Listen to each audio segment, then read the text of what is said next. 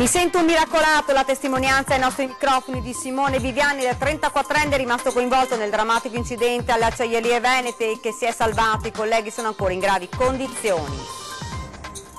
Fermi per tutta la giornata i dipendenti delle acciaierie venete di Padova, sequestrato lo stabilimento, la rabbia dei sindacati ad Avano, intanto operatore ecologico muore travolto da un autobus. Bimba di 2 anni precipita dalla finestra a 6 metri di altezza a Mogliano, ferita ma viva per miracolo. La madre, arrestata per tentato omicidio, l'avrebbe gettata di proposito, problemi psichici all'origine del terribile gesto. Ascolti record per la diretta non stop della sfilata delle penne nere nell'atto conclusivo della Giornata Nazionale di Trento, Antena 3 la televisione più seguita del Nord-Est. Paura a Oppeano per rogo scoppiato nel pomeriggio in un colorificio, mezzi dei vigili del fuoco in azione, alta colonna di fumo nero, il sindaco ai residenti, chiudete le finestre. Blitz della Guardia di Finanza nelle vetrerie di Murano, perquisizioni denunce, l'accuse di evasione fiscale per 7 milioni di euro. Ancora attesa per il governo Lega Movimento 5 Stelle Di Maio, serve ancora qualche giorno per il programma. Il deputato forzista trevigiano Baratto, non saremo stampelle, stasera ring tra politica e festa alpina. Buonasera, ben ritrovati, edizione regionale di notiziari di Antena 3 Nord-Est. Lo avete dunque sentito dai titoli, in primo piano il drammatico incidente alle acciaierie venete di Padova con 4 operai feriti dalla colata di acciaio fuso. Mi sento un miracolato, la testimonianza ai nostri microfoni di Simone Vivian, uno dei lavoratori coinvolti nell'incidente dimesso questa mattina. Agli altri colleghi sono invece ancora in gravi condizioni all'ospedale. Si sente un miracolato? Io sì, per fortuna sì. Nonostante tutto, sarò stato una 50-60 metri da dove è successo il fatto. Infatti fortunatamente mi ha preso sugli schizzi da me, perché bastava anche 5 minuti più tardi devo andare a fare un lavoro dove c'è te e il mio collega che è a Verona e mi prendeva sotto anche me. Dai quadro sta più miracolato. È quello che dentro con te. Inizia a essere qua, ma è cercato a 3 metri finale, già giù, in pieno. All'indomani dell'incidente alle acciaierie venete di Padova, in cui domenica mattina verso le 8 sono rimasti coinvolti 4 operai, tra cui 2 gravemente, parla Simone Vivian, 34enne originario di Dolo ma residente a Vigonovo, che è sopravvissuto e in tarda serata, dopo essere stato portato all'ospedale in ambulanza, è potuto tornare a casa. Io stavo riempiendo una paniera che sarebbe refrattario dove va dentro l'acciaio liquido. E c'erano il mio collega che stava facendo un lavoro a 10 metri, 15 da dove è successo il fatto che si è sganciato la Silviera, che è un altro contenitore cilindrico che tiene dai 60 ai 90 quintali di acciaio liquido a 1500 gradi e fatalità, ho sentito un botto, mi sono girato, ho visto fuoco dappertutto e i 2 che lavoravano sotto proprio di acciaieria sono al 100% ustionati. Sono stati colpiti prima dall'ondata di calore e dopo dal materiale che li ha bruciati del tutto. Mio collega la prima ondata di calore fortunatamente l'ha evitata perché era dentro a questa paniera a farmi un lavoro che dovevo usarla io dopo, fare ritornare a mettergli le mani 5 minuti più tardi, quindi l'ondata di calore non l'ha presa, però saltando fuori dal refrattario come normale gli schizzi e il materiale lo ha colpito. Il suo collega di Santa Maria di Sala? Sì, mio collega di Santa Maria di Sala. Come sta adesso? Adesso è sotto sedativi a Verona, ricoverato e ha tutta la schiena, le gambe, le braccia ustionate. Mi hanno detto che ha un buco sulla schiena che devono valutare quanto fondo è, se è stato interessato nervi, zone più pericolosi. Un lavoro duro, usurante, un lavoro che il papà di Simone conosce bene perché a suo tempo anche lui subì un infortunio. Bisogna stare sempre con gli occhi aperti, perché può succedere in qualsiasi momento, in qualsiasi posto, quando ti attaccati dentro là, è pericoloso. Un lavoro che, non so, dire questa è pensione. Uno ha fatto 30 anni dentro lui a dare pensione, no?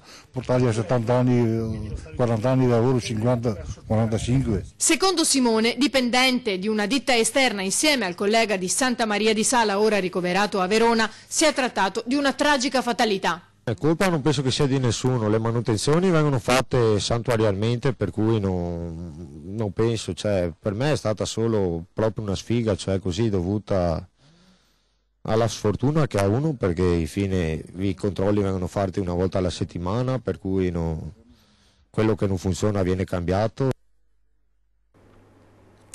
Fermi per tutta la giornata i dipendenti delle Acciaierie Venete di Padova dopo il gravissimo incidente, 4 gli operai feriti, 3 in modo grave, sequestrato lo stabilimento di Corso Francia, i colleghi di lavoro, un incidente inspiegabile. Una di quelle cose che non è previsto che succeda, cioè io faccio anche l'esempio classico. Non è possibile che crolli il tetto perché il tetto è fatto per star lì, è un cedimento che è imprevisto e imprevedibile, che non ha alcun senso di esistere. Sono ancora sotto shock i colleghi dei 4 operai feriti, uno è stato dimesso e gli altri 3 restano in ospedale. I più gravi, Marian Bratu, 43 anni, romeno residente a Cadoneghe, il più vicino agli schizzi usciti dalla siviera di acciaio bollente rovesciata, e Sergiu Todita, 39 anni, moldavo, residente a Padova, tutti fermi dipendenti delle Acciaierie Venete negli stabilimenti sparsi nell'Italia del Nord.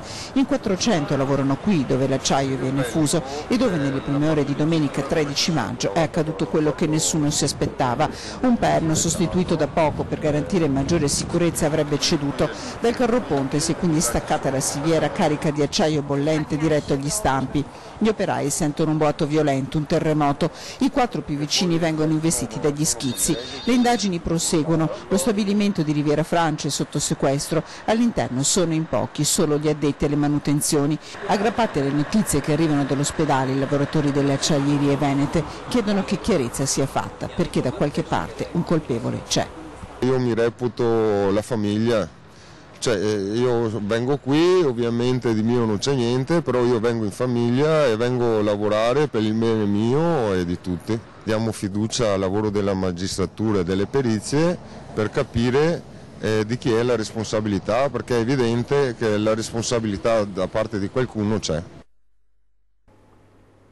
Un incidente ovviamente che ha suscitato un'immediata catena di solidarietà massima, la mobilitazione del mondo sindacale che proclama lo sciopero generale. Interviene anche la Presidente del Senato Casellati ed il Vescovo di Padova invita tutti alla preghiera.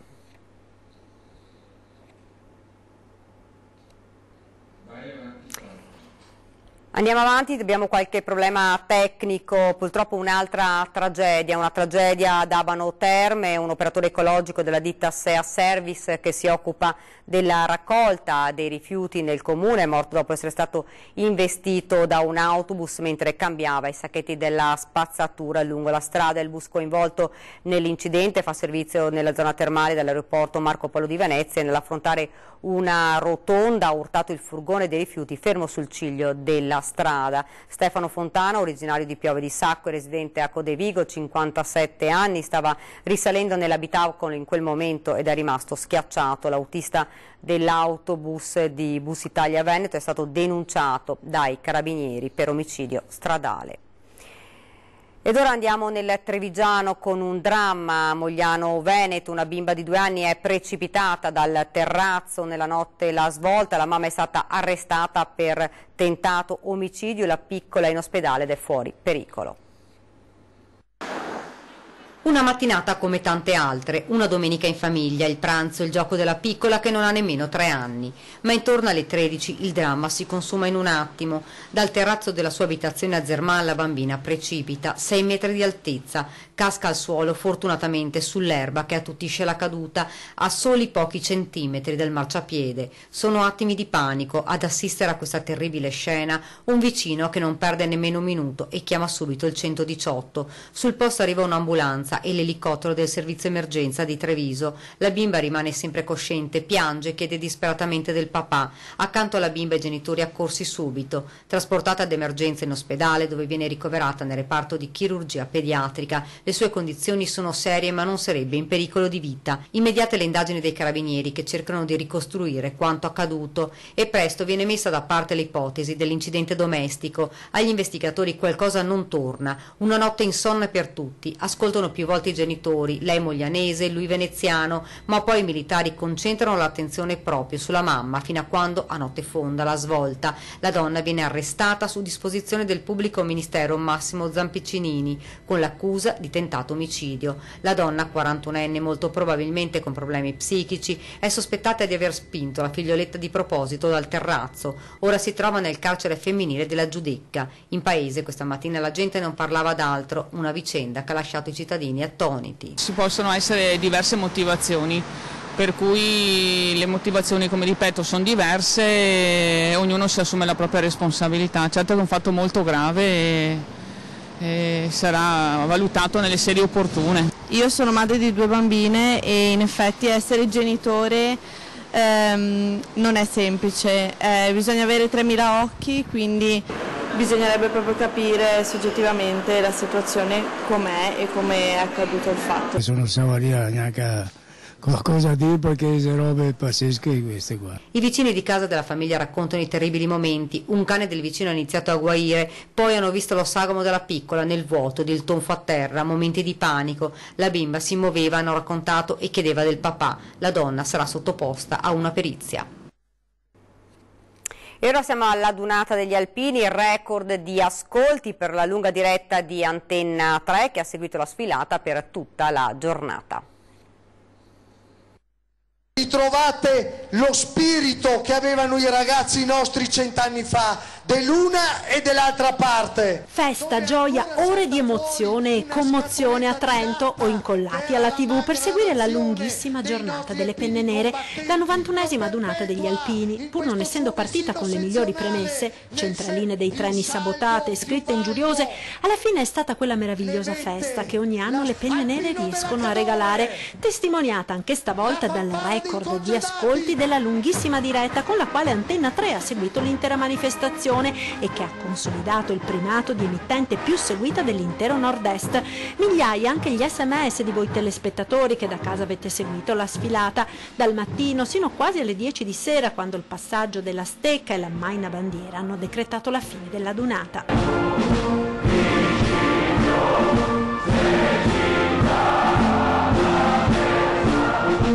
Altissimo l'entusiasmo al passaggio delle sezioni del Veneto con momenti di vera commozione. Alpini si resta sempre, non c'è vergogna, non c'è clac, non c'è volontà di strappare l'applauso. Sfila con noi per suo espresso desiderio. Con gli alpini c'è la storia, c'è l'umiltà, c'è la concretezza, c'è il parlare in dialetto, c'è la pacca sulla spalla e c'è anche il calcio sul sedere. Un successo la Dunata di Trento, non è riuscita ad eguagliare i record dell'anno scorso di Treviso, ma poco c'è mancato ed è stata davvero ferma la risposta degli alpini a chi voleva sabotare la manifestazione, e così la Dunata del centenario della fine della Grande Guerra ha assunto un profondo significato storico e di unità del paese. A Dunata alla quale ha voluto partecipare, non accadeva dal 1998, il Presidente della Repubblica Sergio Mattarella, salutato dalle frecce tricolori. Siamo doppiamente felici e riconoscenti di averla con noi, signor Presidente, perché ella ci guida in questo momento difficile di passaggio del Paese con mano sicura, e abbiamo in lei, signor Presidente, noi tutti alpini e cittadini, la massima fiducia.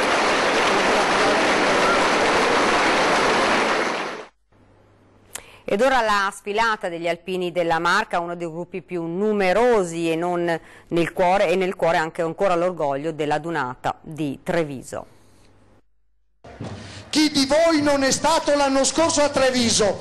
Alzi la mano e faccia un cenno. Sono da poco passate le 18 quando le penne nere trevigiane cominciano a sfilare ed è grandissima l'emozione per la terra del Piave, del Grappa e del Montello, terra dove si è fatta l'Italia con il sacrificio di tanti giovani. Primi a sfilare, accompagnati dalla fanfara di Maser, gli alpini della sezione di Treviso, oltre 11.000 iscritti, una delle più numerose. In testa il consiglio direttivo con il nuovo presidente Piovesan e di membri di oggi e di ieri, ed ancora nel cuore l'orgoglio della Dunata 2017 destinata a passare alla storia.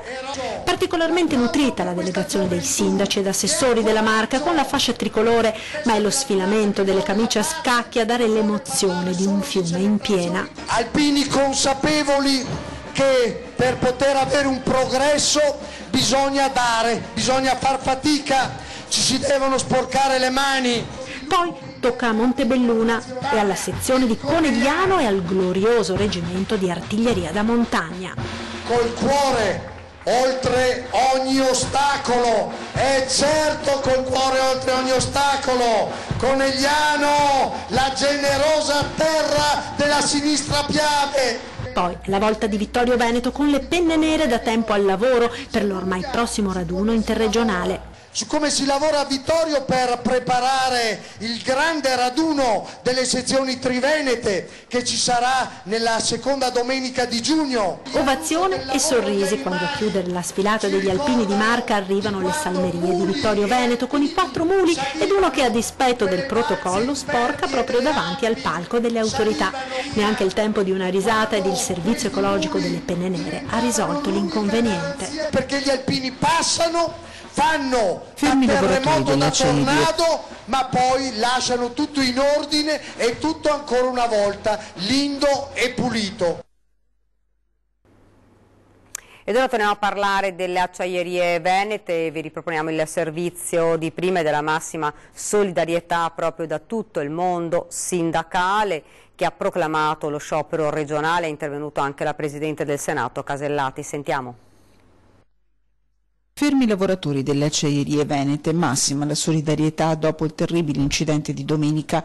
In Veneto tra 24 ore arriverà la segretaria generale della CGIL Susanna Camusso.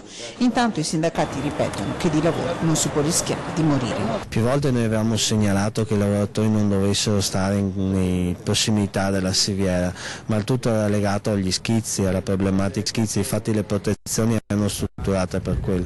Non potevamo mai immaginare che cadesse una siviera, perché quelle non debbono cadere, non possono cadere. I dati INAIL dicono che gli infortuni e incidenti sul lavoro nelle aziende metalmeccaniche venete negli ultimi anni sono diminuiti, tranne che nel settore delle acciaierie e delle aziende d'appalto. Un incidente incredibile su cui, in attesa delle indagini della magistratura, l'azienda precisa in un comunicato dove esprime solidarietà agli operai che l'attrezzatura era stata revisionata a Pasqua.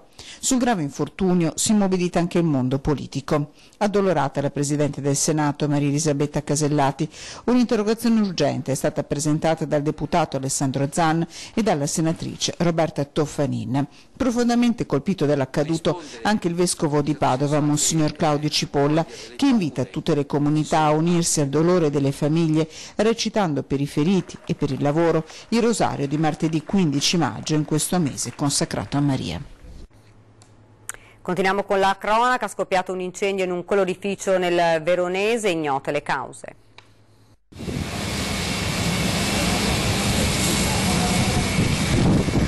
Un incendio di vaste proporzioni è divampato nel primo pomeriggio in un colorificio di circa 2000 metri quadrati a Oppeano, nel Veronese. La densa colonna di fumo era visibile a chilometri di distanza. Sul posto sono intervenuti i vigili del fuoco di Verona e di Legnago, impegnati a domare le fiamme che hanno causato danni ingenti.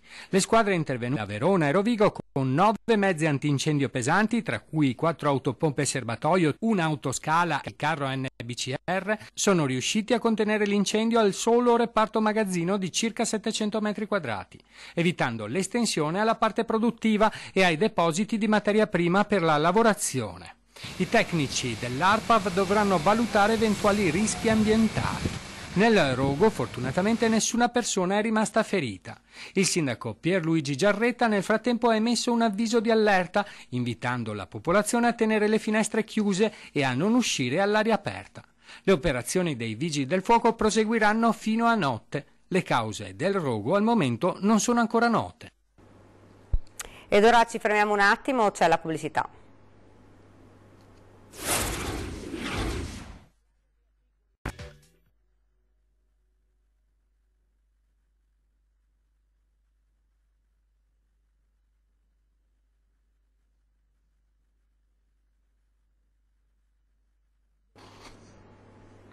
Rieccoci nuovamente in studio con l'edizione regionale dei nostri notiziari. Continuiamo con la cronaca dal veneziano. Maxi evasione fiscale scoperta dalle fiamme gialle in 8 prestigiose vetrerie di Murano. Un centinaio di militari della Guardia di Finanza veneziana hanno fatto irruzione in mattinata in 8 vetrerie dell'isola di Murano al termine di un'indagine per omesso pagamento delle imposte per circa 7 milioni di euro. Inedito il sistema impiegato dalle ditte per sfuggire alle maglie del fisco. I preziosi vetri di Murano venivano pagati dai clienti stranieri tramite POS, ma i soldi della transazione, invece di finire sui conti in banca delle vetrerie, venivano dirottati su quello di un cambiavalute, figurando quindi come operazioni di anticipo contante, perciò esenti da imposte. L'uomo consegnava poi i contanti ai titolari delle ditte, trattenendo per sé il 5%. Il meccanismo era diabolico e semplice allo stesso tempo perché utilizza un sistema ordinario di pagamento sfruttando il fatto che si è trattato sostanzialmente di soggetti stranieri che quindi insomma facevano piccoli acquisti, non acquisti enormi, quindi non lasciavano adito a dubbi o perplessità in questi soggetti. Un sistema che andava avanti dal 2013 e da allora ha prodotto, secondo le stime dei finanzieri, circa 5 milioni e mezzo di imposte evase su un fatturato complessivo di 30 milioni di merci vendute in nero, a cui si aggiunge il 1,5 milioni percepito dal cambiavalute per il servizio. Nella sua residenza veneziana sono stati sequestrati 3 orologi Rolex di lusso e 220.000 euro in contanti. 10 indagati nell'inchiesta partita da un controllo amministrativo di routine delle fiamme gialle, insospettite dall'alto numero di terminali POS registrati da un'attività che risultava avere un'unica sede operativa. Credo sia la prima volta in Italia che questo meccanismo che sfruttava appunto dei POS, dei terminali wireless senza fili collegati a delle SIM telefoniche, venisse utilizzato per perpetrare condotte di evasione fiscale così rilevanti. Siamo alla politica. Da Roma l'asse Movimento 5 Stelle Lega chiede al capo dello Stato Mattarella ancora qualche giorno per mettere a punto il programma di governo. Non facciamo nomi, ha detto Luigi Di Maio, ancora attesa dunque, mentre Forza Italia ribadisce voteremo questo esecutivo se sarà all'altezza dei problemi. Sentiamo le parole del deputato forzista trevigiano Raffaele Baratto e del senatore leghista padovano Andrea Ostellari. Noi, se ci sono dei programmi, delle proposte fatte bene che vanno nel verso giusto per l'interesse dei nostri italiani e del nostro territorio, sicuramente non avremo nessun modo di votarlo, ma non è votare contrario. Chiaro è che non faremo sicuramente la stampella di nessuno, questo è poco ma sicuro. Voteremo solo quegli argomenti e quei programmi che vanno e faranno il bene per l'Italia e basta. Siamo stati chiari, poi vedremo se voteremo o se asteremo, dopo questo sarà il Presidente, sarà il gruppo di Forza Italia a deciderlo, ma ripeto, lo decideremo per quanto riguarda il programma. Chiaro che se fanno un programma che non sta in piedi non potremo sicuramente votare a favore. Ultima cosa, dovesse esserci un voto contrario, l'alleanza con la Lega finisce? No, noi abbiamo detto a questo governo non siamo sicuramente favorevoli. Noi siamo favorevoli se ci sono delle proposte che vanno per il verso giusto, per noi assolutamente non è giusto e credo neanche corretto per gli italiani o per dove amministri bene insieme alla Lega a fare discussioni per quanto riguarda questo. Con Forza Italia non succede assolutamente nulla, sono stati chiari, è stato chiaro il loro presidente, Silvio Berlusconi ha fatto un passo a lato per permetterci di lavorare, credo che in molte ipotesi si possa essere anche una convergenza, magari poi dovremo vederle caso per caso, ma anche se Forza Italia non dovesse essere d'accordo, cioè, questo non significa nessuna crisi anche locale, credo che si possa lavorare ancora bene insieme. Ed è davvero tutto per questa edizione del nostro telegiornale, vi lascio come sempre alle nostre previsioni del tempo, grazie davvero per averci seguito, buona serata.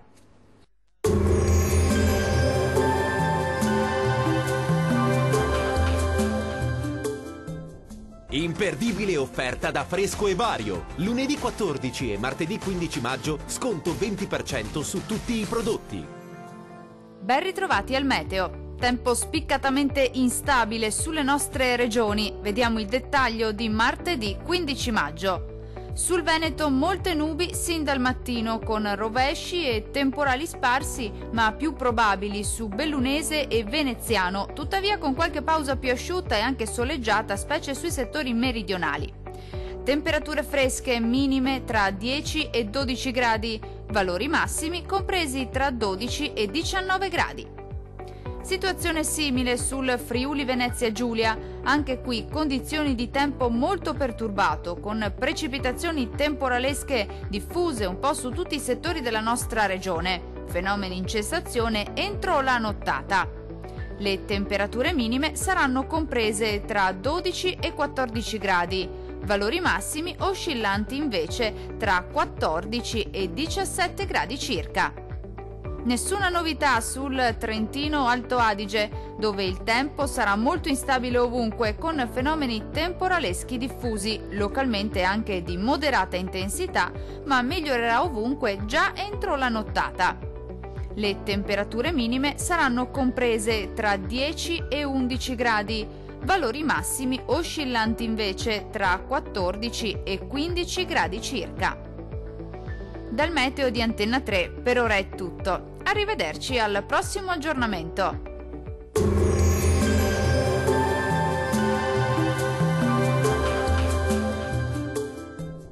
Imperdibile offerta da Fresco e Vario. Lunedì 14 e martedì 15 maggio sconto 20% su tutti i prodotti.